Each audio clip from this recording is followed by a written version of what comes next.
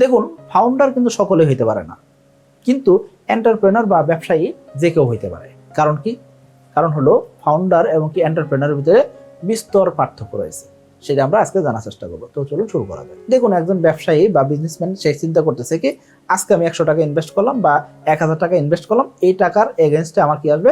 10%, 15%, 20%, 50% profit আসবে। অর্থাৎ সে প্রফিটের পিছনে দৌড়াইতেছে। আর একজন ফাউন্ডার চিন্তা করতেছেন কি, আমি আজকে ইনভেস্ট করলাম, আগামীকালে আমার প্রফিট লাগবে না, আমার একটা এম্পায়ার তৈরি করতে হবে।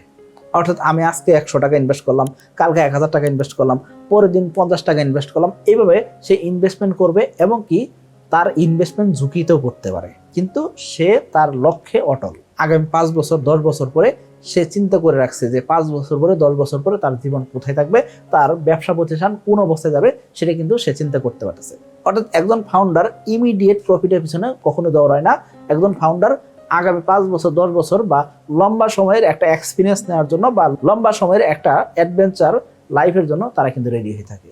অর্থাৎ আপনি যদি চিন্তা করে থাকেন যে আপনি একটা ব্যবসা শুরু করবেন, শুরু করে কালকে থেকে প্রফিট লাগবে বা আজকে থেকে প্রফিট লাগবে, এবং কি আগামী 6 মাস 1 বছরের ভিতরে আপনার ইনভেস্টমেন্ট যা ছিল সকল টাকা তুলে ফেলতে হবে, অর্থাৎ আপনি ঋণ করে অথবা আপনার নিজের জমানো টাকা দিয়ে আপনি ব্যবসা শুরু করছেন, সেই টাকার সমপরিমাণ টাকা আপনি ব্যবসা থেকে প্রফিট করে অলরেডি কামাইতে পারছেন, এরকম যদি চিন্তা ভাবনা থাকে, তার মানে আপনি একজন ব্যবসায়ী। কিন্তু একজন ফাউন্ডার কখনো এইভাবে চিন্তা করে না।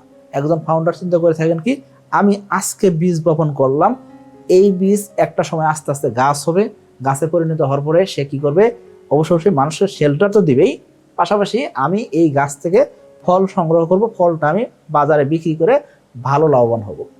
অর্থাৎ একজন ফাউন্ডার বীজ বপন করতে জানেন, একজন ফাউন্ডার গাছ বড় হওয়ার জন্য অপেক্ষা করতে জানেন, এবং কি একজন ফাউন্ডার গাছ থেকে ফল উৎপাদন হওয়ার পরে সেই ফল মার্কেটে বিক্রি করে লাভবান হওয়ার টার্গেট করতে পারেন। যদি আপনি চিন্তা করেন যে আপনি কেন ভালো করতে পারতেছেন না, আপনি ব্যবসাতে 2 বছর 3 বছর সময় দিচ্ছেন, এখনো ব্যবসাটা ভালো হচ্ছে না বা ভালো চলতেছে না, তাহলে আপনার স্ট্র্যাটেজিতে একটু ভুল আছে। সেই ভুলগুলা আপনাকে কারেকশন করতে হবে এবং কি আপনাকে ধৈর্যশীল হইতে হবে। ফাউন্ডার সকলে হইতে পারে না, সেটা আপনাকে মাথায় রাখতে হবে।